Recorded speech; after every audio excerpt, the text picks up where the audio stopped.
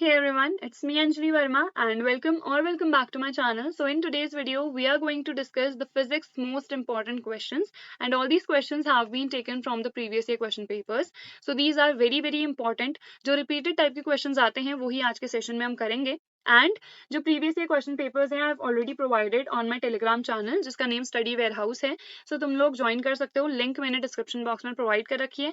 इसी के साथ साथ अनअकैडमी पे आज 6 बजे मैं session लेने वाली हूँ जहाँ पे जो मोस्ट इंपॉर्टेंट टॉपिक्स हैं वो हम डिस्कस करेंगे एंड ऑब्वियसली वो जो टॉपिक्स हैं उससे रिलेटेड क्वेश्चंस भी आए हुए हैं so that would be definitely helpful for you. तो 6 बजे की क्लास के लिए डेफिनेटली एनरोल कर लो. लिंक मैंने अगेन उसकी भी डिस्क्रिप्शन बॉक्स में प्रोवाइड कर रखी है. ठीक है, सो स्टार्ट करते हैं हमारा सेशन. सबसे पहला क्वेश्चन है a ray of light PQ enters an isosceles right angled prism ABC of refractive index 1.5.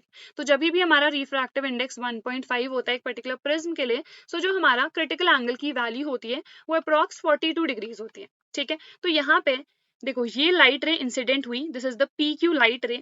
अब देखो ये यहाँ पे इंसिडेंट हुई है तो ये अंदर है ना, अब तो ये बाहर जाना चाहेगी, विच मीन्स ये कहाँ से कहाँ मूव कर रही है, डेंस से rare. But the angle of incidence 45 है ना, which is greater than the critical angle. So in that case what will happen, total internal reflection होगा. ठीक है, बिकॉज हमें पता है दो ही कंडीशंस होती हैं. फर्स्ट, या तो वो डेंस से रेयर मूव करना चाहिए, मतलब दोनों ही नेसेसरी हैं कि डेंस से रेयर मूव करना चाहिए. सेकंड इज दैट कि जो क्रिटिकल एंगल है उससे ज्यादा होनी चाहिए एंगल ऑफ इंसिडेंस की वैल्यू. तो यहाँ पे ये बाहर रिफ्रैक्ट होके नहीं जाएगा, इसका टोटल इंटरनल रिफ्लेक्शन हो जाएगा एंड ये एंगल भी कितना होगा 45, बिकॉज हम नॉर्मल से चेक करते हैं, ये नॉर्मल से कितना बनेगा 45 डिग्री का ही बनेगा. ठीक है, देन उसके बाद अगेन यहाँ पे जब ये इंसिडेंट होगी तो कितने डिग्री एंगल पे होगी, 45 डिग्री पे होगी. ठीक है, बिकॉज ये एक आइसोसेलेस राइट एंगल्ड प्रिज्म है. अब इस टाइप के वैसे तो तुम्हें रेफरेंस में मिल ही जाएंगे डायग्राम्स, तो एक बार तुम लोग वो प्रैक्टिस कर सकते हो. इक्विलेटरल प्रिज्म जो है उसके लिए भी अलग से डायग्राम बनता है, तो एक बार तुम लोग वो डेफिनेटली चेकआउट कर लेना. देन इसके बाद देखो अगेन बिकॉज डेंस से रेयर पे ये मूव कर रही है एंड जो एंगल ऑफ इंसिडेंस है this is greater than the critical angle, तो फिर से इसका क्या हो जाएगा, टोटल इंटरनल रिफ्लेक्शन. इस केस में अब ये बाहर आ जाएगी. तो हमें ट्रेस करना था पाथ, तो ये हो जाएगा तुम्हारा कंप्लीट पाथ. तो आई होप ये तुम्हें समझ में आ गया. Also, before moving on to our video, I would like to tell you all about the Unacademy AIM Scholarship Test, जो कि एक free aptitude test है जिसमें you can also get a chance to win up to 100% of scholarship on Unacademy. And ये काफ़ी simple सा test है. 3 section इसमें होंगे. पहला होगा logical reasoning, second would be verbal ability and third is quant यानी कि तुम्हारा मैथ से रिलेटेड. ठीक है, देन वी हैव ये जो टेस्ट है तुम्हारा 1 घंटे का चलेगा एंड इसमें 30 क्वेश्चंस तुम लोगों से पूछे जाएंगे. जैसे ही तुम लोग टेस्ट दे देते हो इसमें तुम लोग को परफॉर्मेंस रिपोर्ट भी मिलेगी, so that you can analyse कि क्या तुम्हारी स्ट्रेंथ है, क्या वीकनेस है, कौन सा ऐसा पर्टिकुलर टॉपिक है जो तुम्हें उतना अच्छे से समझ में नहीं आ रहा है. So you can definitely work on that and तुम अपनी ऑल इंडिया रैंकिंग भी चेक कर सकते हो. And the best part of this test is that कि तुम किसी भी टाइम पे दे सकते हो. ऐसा नहीं है कि एक पर्टिकुलर टाइम फिक्स्ड है उसी टाइम पे तुम्हें देना है, किसी भी पर्टिकुलर टाइम पे अपने हिसाब से तुम लोग दे सकते हो. एंड ये टेस्ट तुम लोग सोच रहे होगे हम लोग के लिए कैसे हेल्पफुल हो सकता है. अगर फर्दर तुम आगे कोई भी गवर्नमेंट एग्जाम देते हो तो वहाँ पे रीजनिंग डेफिनेटली आती है, मैथ से रिलेटेड क्वेश्चंस आते ही आते हैं, वर्बल एबिलिटी हर टाइप के क्वेश्चंस तुम्हारे आते हैं. Also if you want to work on your vocab you can definitely check the other courses on Unacademy as well. So this test is definitely going to help you a lot. तुम्हें क्या करना है, बस description में मैंने एक link provide कर रखी है, तुम्हें उस पर क्लिक करना है एंड इस टेस्ट के लिए एनरोल करना है. ऑल्सो मेरा कोड ANGV10 डेफिनेटली यूज़ कर लेना, उसे यूज़ करना बिल्कुल भी मत भूलना. एंड अगर तुम्हें अनअकैडमी का सब्सक्रिप्शन परचेस करना है तो मेरा कोड यूज़ करने पे तुम्हें एडिशनल 10% डिस्काउंट मिलेगा. सेकंड क्वेश्चन है what will be the effect on the path of the रे if the refractive index is 1.4. अब यहाँ पे हमने 1.4 कर दिया है इसका रिफ्रैक्टिव इंडेक्स. इस केस में क्या होगा, हमारे पास फॉर्मूला है n is equal to 1/sin c. तो अगर हमारा n जो है वो बड़ा होगा सो इन दैट केस जो क्रिटिकल एंगल है वो क्या हो जाएगा हमारा कम. ठीक है, तो यहाँ पे हम क्या कह रहे हैं, n इज इक्वल टू 1.4, तो विच मीन्स जो रिफ्रैक्टिव इंडेक्स की वैल्यू है वो क्या हुई है, यहाँ पे रिड्यूस हुई है, तो ये वैल्यू जो है दिस विल इंक्रीज. ठीक है, तो क्रिटिकल एंगल हमारा इंक्रीज हो जाएगा and this would become greater than 45 degree. मान लो 46 या फिर 47 डिग्री क्रिटिकल एंगल हो गया. तो अब जो एंगल ऑफ इंसिडेंस बन रहा है वो कितने का बन रहा है, वो 45 डिग्री का बन रहा है, which is less than the critical angle. ठीक है, वैसे तो तुम कंप्लीट कैलकुलेट भी कर सकते हो. 1.4 is equal to 1/sin c, then sin c is equal to कितना आ जाएगा 1/1.4, तो ये आ जाएगा 5/7 अप्रॉक्स. तो यहाँ पे से तुम c की वैल्यू कैलकुलेट कैलकुलेट कर सकते हो एंड उतना ज़्यादा वहाँ पे झमेला करने की जरूरत नहीं है बिकॉज ये क्वेश्चन सिर्फ तुम्हारा 1 मार्क्स का है, तो इस तरह से तुम एक्सप्लेन कर सकते हो। The critical angle will become 47 या फिर 46 जो कि ज्यादा है दैन द इंसिडेंट एंगल। तो ऑब्वियसली यहाँ पे क्या होगा, हमारा कोई भी टोटल इंटरनल रिफ्लेक्शन नहीं होने वाला है बिकॉज टोटल इंटरनल रिफ्लेक्शन के लिए angle of incidence must be greater than the critical angle, but यहाँ पे एंगल ऑफ इंसिडेंस क्या है, कम है दैन द क्रिटिकल एंगल। ठीक है, तो आई hope this question is clear.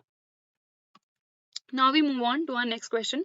State the postulates of Bohr's model of hydrogen atom.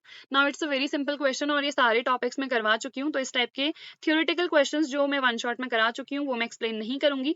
Postulates तुम लोग देख सकते हो कि जैसे ये हमारा क्या है, दिस इज द न्यूक्लियस। जो इलेक्ट्रॉन है वो डेफिनेट ऑर्बिट्स में रिवॉल्व करता है एंड ये सिर्फ उन ऑर्बिट्स में रिवॉल्व करेगा जिनका जो एंगुलर मोमेंटम है that's an integral multiple of h/2 pi where h is the Planck's constant. तो ये हमारी क्वांटाइजेशन की कंडीशन है जो कि बहुत इंपॉर्टेंट है। एंड जब भी ये इलेक्ट्रॉन रिवॉल्व कर रहा है तो एक तो सेंट्रीपेटल फोर्स लगता है जिसकी वैल्यू होती है mv²/r एंड जब भी ये रोटेट कर रहा है तो इलेक्ट्रोस्टैटिक फोर्स ऑफ अट्रैक्शन भी लगेगा 1/4 pi epsilon not into Q1 Q2 यानी कि जो इलेक्ट्रॉन है और इस न्यूक्लियस पे कितना चार्ज होगा Ze का अपॉन डिस्टेंस यानी कि रेडियस हमारी r हो गई तो r²। तो यहाँ पे से तुम रेडियस निकाल सकते हो इसका और इसका यूज करके दोनों का। ठीक है, तो आई होप ये क्वेश्चन तुम्हें समझ में आ गया होगा। नेक्स्ट है find the ratio of longest and shortest wavelength. अब इसके लिए तुम्हें फॉर्मूला पता होना चाहिए 1/λ is equal to r into 1/n1² minus 1/n2²। 5 होती है Lyman Balmer Paschen bracket Pfund. Balmer की बात करें तो n1 कितना होता है 2, यानी कि किसी भी हायर एनर्जी लेवल से वो कहाँ पे एंटर करती है, हमारे सेकंड वाले पे। अब अगर मैं लॉन्गेस्ट वेवलेंथ की बात करूंगी सो इन दैट केस क्या होगा, लॉन्गेस्ट के लिए n2 जो है वो होना चाहिए 3। ठीक है, तो यहाँ पे हम पहले लॉन्गेस्ट के लिए निकाल लेते हैं। तो 1/2² यानी कि 4 और ये 9 आ जाएगा। तो यहाँ पे तुम वैल्यू कैलकुलेट कर सकते हो इसकी, दिस वुड बी 36 एंड 5। तो यहाँ पे लैम्डा एल कितना आ चुका है हमारे पास, देखो ये वैल्यू है, इसको उल्टा कर दो तो 36 अपॉन कितना आ जाएगा यहाँ पे हमारा 5r। r की वैल्यू होती है जो कि हमारा रिडबर्ग्स कांस्टेंट है, हम ऐसे ही पुट कर सकते हैं बिकॉज वो क्या हो जाएगा, कैंसिल आउट हो जाएगा। तो यहाँ पे फर्दर देखो, आई होप इतना तो तुम्हें समझ में आ गया होगा कि हमने एग्जैक्टली ये वाला टर्म कैसे निकाल रखा है। अब अगर हम शॉर्टेस्ट वेवलेंथ की बात करेंगे तो उस केस में जो हमारा n2 है दैट वुड बिकम इनफाइनाइट। तो 1/λs शॉर्टेस्ट के लिए, तो अगेन r इंटू 1 ये कितना हो जाएगा 4 माइनस कितना आएगा 1/∞² और 1/∞ कितना होता है 0, तो ये इतना ही आ जाएगा। अगेन यहाँ पे लैम्डा s में निकालूं तो 4/r हो जाएगा। ठीक है, तो अब हमें क्या करना है, लॉन्गेस्ट और शॉर्टेस्ट का क्या निकालना है रेशियो, सो lambda l upon lambda s आ जाएगा। तो यहाँ पे कितनी वैल्यू आई थी 36/5r और ये आ जाएगा r/4, तो ये r से r कैंसिल हुआ एंड ये 9, तो कितना आ गया यहाँ पे रेशियो हमारा 9/5। एक न्यूमेरिकल टाइप क्वेश्चन है एंड काफी सिंपल सा है, तो इस टाइप के क्वेश्चंस डेफिनेटली देख लेना। देन इसके बाद हमारे पास नेक्स्ट क्वेश्चन है state the level of doping and biasing in condition biasing condition used in LEDs light emitting diode में। तो डोपिंग की बात करें तो ये हाईली डोप्ड होता है हमारा, एंड अगर हम बायसिंग की बात कर रहे हैं तो ये हमेशा ही फॉरवर्ड बायस में ही एक्ट करेगा, रिवर्स बायस पे ये वर्क नहीं करेगा। ठीक है, एंड बाकी जो वर्किंग वगैरह है वो मैंने ऑलरेडी वन शॉट में एक्सप्लेन कर दी है, तो वो ज्यादा डिटेल में नहीं जाएंगे, बस डोपिंग और बायसिंग हमने देख लिया। ठीक है, सिमिलरली फोटो डायोड का भी इंपॉर्टेंट है, वो हमेशा रिवर्स बायस्ड क्यों होता है, फॉरवर्ड क्यों नहीं होता है, वो भी एक इंपॉर्टेंट क्वेश्चन है जो कि आगे आएगा तो हम डिस्कस करेंगे। देन है name the electromagnetic waves with the frequency range. अब रेडियो एक्टिव डीके में हमें पता है कौन से प्रोड्यूस होते हैं, गामा रेज, एंड इनकी जो फ्रीक्वेंसी है मैंने कंप्लीट बताया था किस तरह से तुम लर्न कर सकते हो, तो अप्रॉक्स 10⁻19 से ज्यादा होती है 10⁻23 तक। ठीक है, तो ये अप्रॉक्स में वैल्यूज है, अगर एग्जैक्ट लर्न कर सकते हो तो तुम ज्यादा अच्छा है, वो तुम अच्छे से एग्जैक्ट वैल्यूज ही लर्न करना। ठीक है, then is sparks during electric welding. तो यहाँ पे हमारी जो स्पार्क्स नहीं आते इलेक्ट्रिक वेल्डिंग जब भी चल रही होती है तो वो यूवी रेडिएशंस होते हैं। अगेन जो कंप्लीट मैंने red man in violet uniform X gun, इस तरह से मैंने वेवलेंथ भी लर्न करवाई है, एंड इसके साथ साथ जो तुम्हारी फ्रीक्वेंसी है अनअकैडमी पे जब सेशन लिया था, यूट्यूब पे भी जो उसका सेशन है मैं अपलोड कर दूंगी, तो वहां पे से देन फ्रीक्वेंसी रेंजेस तुम लोग लर्न कर सकते हो। ठीक है, then we come to TV remote. तो यहाँ पे इंफ्रारेड रेडिएशंस यूज किए जाते हैं, एंड इसकी भी फ्रीक्वेंसी रेंज देन तुम लोग लर्न कर सकते हो। तो आई होप ये तुम्हें समझ में आ गया होगा। एंड ये विजिबल का लर्न कर लेना बिकॉज इसका अप्रॉक्स में 10⁻14 ही चलता है। ठीक है, चलो नेक्स्ट आता है Why is a photodiode operated under reverse bias condition? अभी जो मैंने बताया था एक important question है, तो हमेशा इसको reverse bias में ही क्यों यूज कर रहे हैं, इसको फॉरवर्ड बायसिंग में हम क्यों नहीं यूज करते हैं? बिकॉज रिवर्स बायसिंग में जो हमारी बीच में डिप्लीशन लेयर बनती है ना जंक्शन के अराउंड, उसकी विड्थ ज्यादा होती है। अब जब भी जो फोटो डायोड है उसमें क्या होता है, जंक्शन पे लाइट इंसिडेंट होती है। ठीक है, फोटो डायोड का मतलब ही क्या है कि जो हमारा फोटो वर्ड है लाइट के लिए आ रहा है, तो लाइट एनर्जी को हम किस में कन्वर्ट कर रहे हैं, इलेक्ट्रिकल एनर्जी में। तो यहाँ पे क्या चीज अगर करती है, जैसे ही लाइट रे इंसिडेंट हो रही है जंक्शन पे, जो हमारे कोवलेंट बॉन्ड है उसमें से इलेक्ट्रॉन को नॉकआउट करती है। जो हमने फोटो इलेक्ट्रिक इफेक्ट पढ़ा है ना, वही सेम चीज यहाँ पे होती है। जब भी यहाँ पे लाइट रे इंसिडेंट हुई, फोटोन ने क्या करा, इलेक्ट्रॉन को रिमूव कर दिया फ्रॉम द कोवलेंट बॉन्ड। अगर हमारा जो इलेक्ट्रॉन है वो क्या हो चुका है, रिमूव, तो ऑब्वियसली यहाँ पे इलेक्ट्रिकल एनर्जी जनरेट होगी, बिकॉज उसके बाद एक होल जनरेट होगा, फिर होल इलेक्ट्रॉन रिकॉम्बिनेशन अकर करेंगे एंड उतनी ही ज्यादा हमारी इलेक्ट्रिकल एनर्जी प्रोड्यूस होगी, यानी कि हमारा करंट जो है वो इंक्रीज होगा। बट अगर हम फॉरवर्ड बायसिंग में देखें, तो फॉरवर्ड बायसिंग में जो डिप्लीशन लेयर है इसकी विड्थ बहुत कम होगी, तो कम यहाँ पे फोटो इलेक्ट्रिक इफेक्ट अकर करेगा। ठीक है, तो आई होप ये कंप्लीट चीज तुम्हें समझ में आ गई होगी, बस इसे अपने टर्म्स में तुम्हें लिख के एक्सप्लेन करना है। Then we have draw VI characteristic curve of photodiode. अब देखो फोटोडायोड हमें पता चल गया है कि रिवर्स बायस में एक्ट कर रहा है, एंड रिवर्स बायस में जो हमारा IV कैरेक्टरिस्टिक है या फिर VI कैरेक्टरिस्टिक है वो इस तरह से बनता है। इधर को मैं वोल्ट लेती हूँ, यहाँ पे मैं करंट लेती हूँ बट माइक्रो एम्पियर में। ठीक है, एंड हमारा सैचुरेशन करंट यहाँ पे बनता है, तो यहाँ पे इस तरह से दो ग्राफ्स आ जाएंगे। I1 ज्यादा है तो ये I1 के लिए हो गया और ये I2 के लिए हो गया। तो आई होप ये समझ में आ गया होगा, बस इतना सा ही तुम्हें ड्रॉ करना है। देन नेक्स्ट क्वेश्चन है, light of same wavelength is incident on 3 photosensitive surfaces. एक A है, एक B है, एक C है। ए में फोटो इलेक्ट्रॉन्स एमिट ही नहीं हो रहे हैं और हमें थ्रेशोल्ड फ्रीक्वेंसी के बेसिस पे एक्सप्लेन करना है। तो यहाँ पे देखो, अगर इसकी थ्रेशोल्ड फ्रीक्वेंसी क्या होगी, ज्यादा होगी, तो जो भी लाइट रे इंसिडेंट हुई है वो ऑब्वियसली एमिट नहीं कर पाएगी इलेक्ट्रॉन्स को। तो यहाँ पे क्या है, जो भी हमारी इसकी थ्रेशोल्ड फ्रीक्वेंसी होगी, ठीक है, for this that is greater than the frequency of the incident light. ठीक है, तो इसकी फ्रीक्वेंसी सबसे ज्यादा होगी। यहाँ पे क्या हो रहा है, जो फोटो इलेक्ट्रॉन्स है वो जस्ट एमिट हो रहे हैं, तो विच मीन्स जो भी इसकी थ्रेशोल्ड फ्रीक्वेंसी होगी that would be equal to the frequency of the incident light. Then इसके बाद यहाँ पे क्या होगा, जो वैल्यू है this would be less than this. तो from surface C photo electrons with some kinetic energy are emitted, यानी कि जो इंसिडेंट हो रही है उसकी फ्रीक्वेंसी क्या होगी, ज्यादा होगी। ऑब्वियसली यहाँ पे तो इक्वल हो जा रहे थे, जब जो इंसिडेंट लाइट है उसकी फ्रीक्वेंसी ज्यादा होगी दैन द थ्रेशोल्ड फ्रीक्वेंसी, तभी जाके तो इलेक्ट्रॉन एमिट भी कर दिया और उनमें क्या आ गई, काइनेटिक एनर्जी भी, बिकॉज हमें एक फॉर्मूला पता है ये वाला, यानी कि जब भी जो लाइट रे वो इंसिडेंट है उसकी एनर्जी इतनी है, ये एनर्जी है जो हमारा वर्क फंक्शन आता है या फिर जो थ्रेशोल्ड एनर्जी है, एंड ये देन काइनेटिक एनर्जी हो जाती है इलेक्ट्रॉन की। तो यहाँ पे हमें कंपेयर करना है थ्रेशोल्ड फ्रीक्वेंसी। तो सबसे ज्यादा थ्रेशोल्ड फ्रीक्वेंसी किसकी होगी, इसकी होगी, देन इसकी होगी बी के लिए, लीस्ट वैल्यू इसके लिए होगी, तभी जाके तो, बिकॉज ये जो इंसिडेंट लाइट है ये तो सेम है, देखो सेम वेवलेंथ है इसकी, एंड सेम वेवलेंथ है तो सेम फ्रीक्वेंसी भी होगी ऑब्वियसली, तो सेम फ्रीक्वेंसी है। बट हमें क्या देखना है कि ये कंपेयर करना था हमें कि किसके लिए ज्यादा है एंड किसके लिए कम है। तो आई होप ये तुम्हें समझ में आ गया होगा। चलो नेक्स्ट क्वेश्चन करते हैं।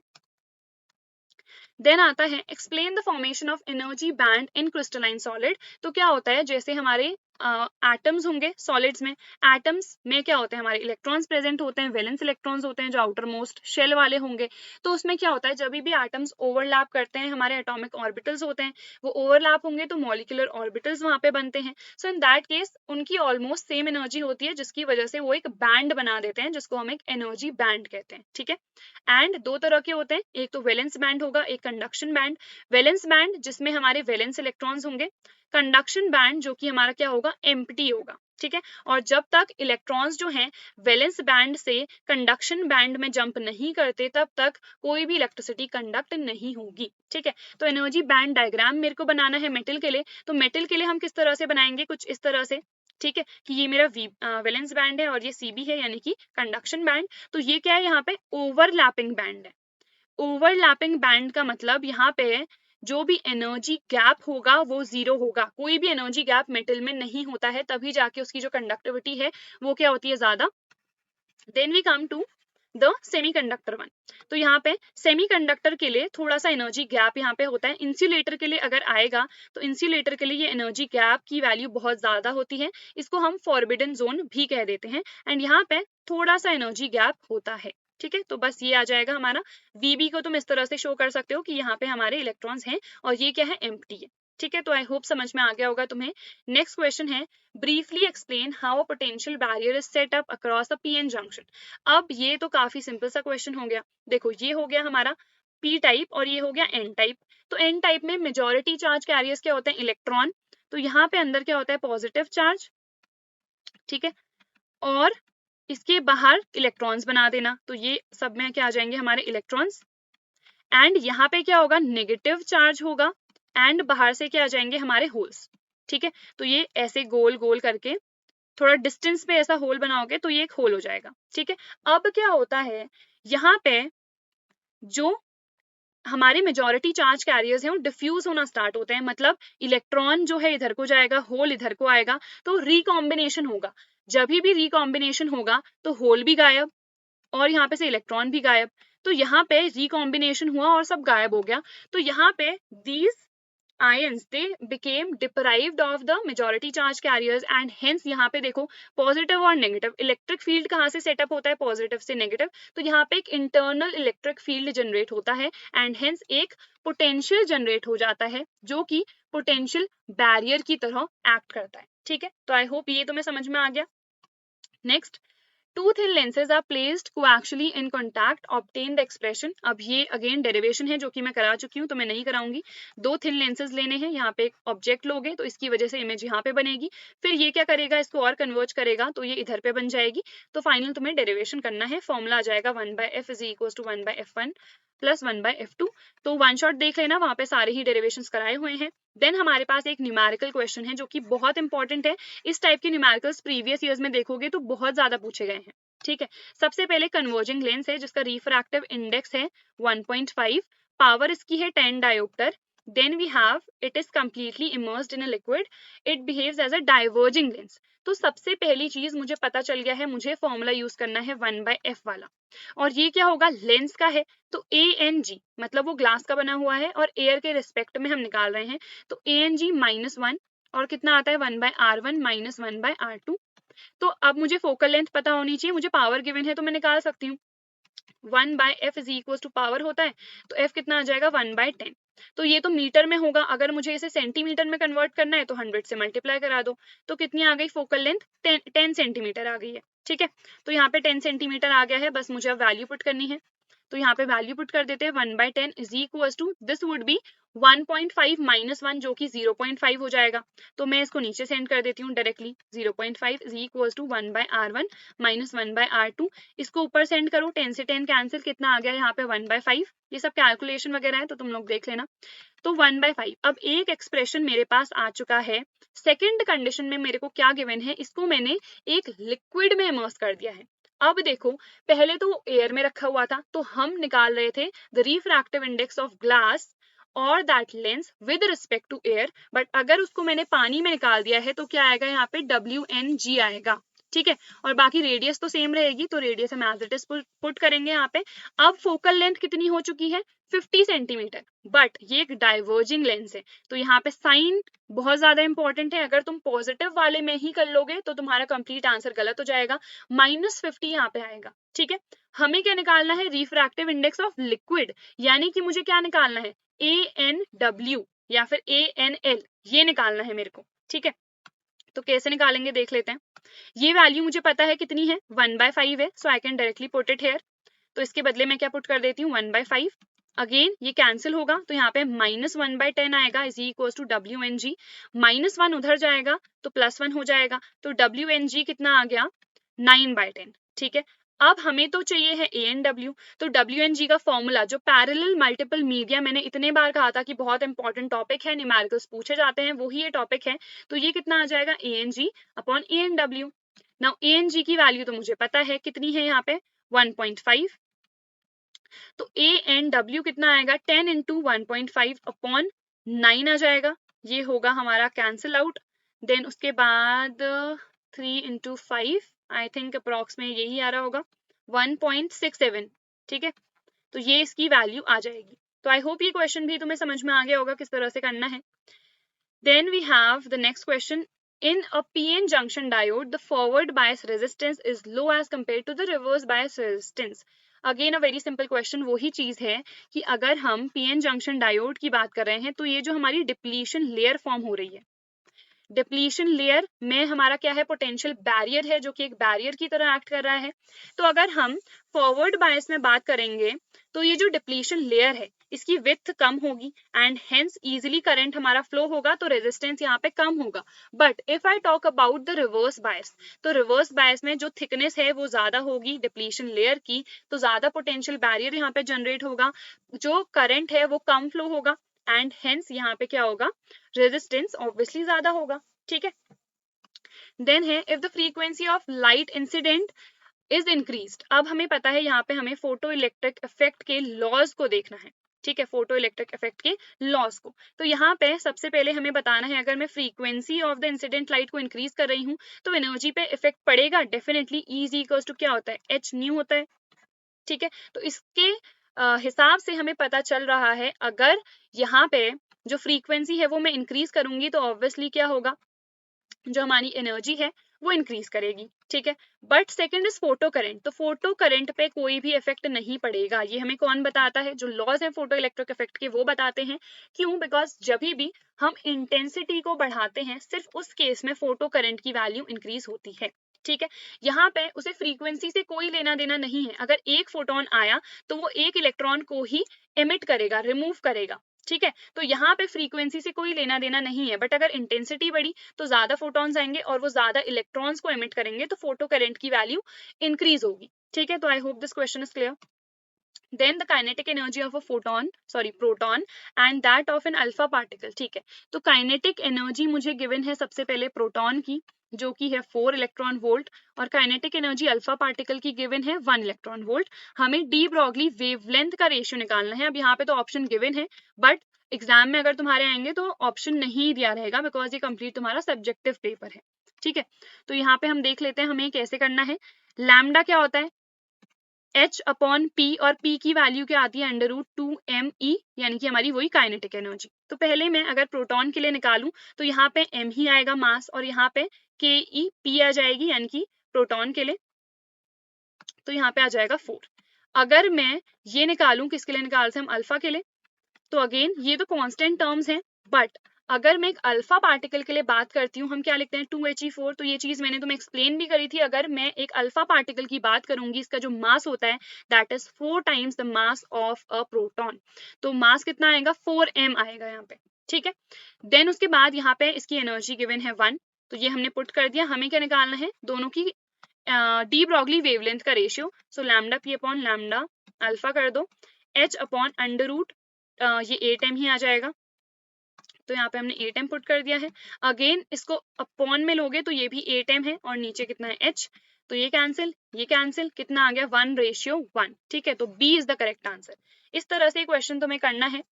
नेक्स्ट है, N astronomical telescope may be a refracting type और अ रिफ्लेक्टिंग टाइप, कौन सा बेटर क्वालिटी की इमेज प्रोड्यूस करता है। अगेन ये क्वेश्चन मैंने कल के अनअकैडमी के सेशन पे तुम लोग को कराया हुआ था कि एस्ट्रोनॉमिकल टेलीस्कोप 2 तरह के होते हैं, रिफ्लेक्टिंग और रिफ्रैक्टिंग, बट दोनों में से बेटर कौन सा होता है, तो बेटर होता है रिफ्लेक्टिंग वाला। क्यों, बिकॉज रिफ्रैक्टिंग में हमारा क्रोमैटिक एबरेशन अकर करता है, स्फेरिकल एबरेशन अकर करता है। एबरेशन का मतलब है एक डिफेक्ट।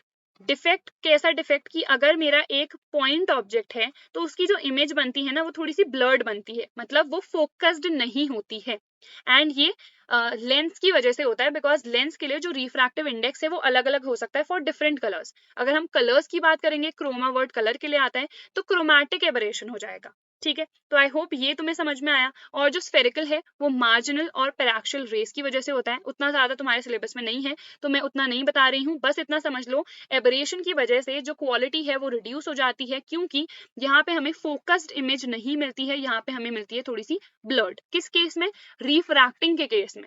बट अगर मैं रिफ्लेक्टिंग की बात करूं तो यहाँ पे तो रिफ्लेक्शन अगर कर रहा है ना, तो क्रोमैटिक या फिर स्फेरिकल एबरेशन होने के कोई चांसेस नहीं है, तो यहाँ पे जो क्वालिटी है वो बेटर होती है। तो इस तरह से तुम्हें एक्सप्लेन करना है। I hope it's clear.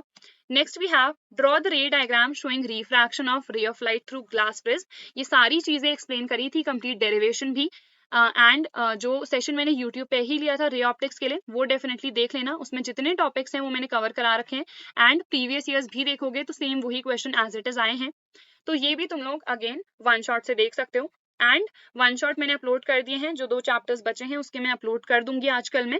So I hope this video is useful for you. Don't forget to like, share and subscribe to my channel, and I see you guys in the next video.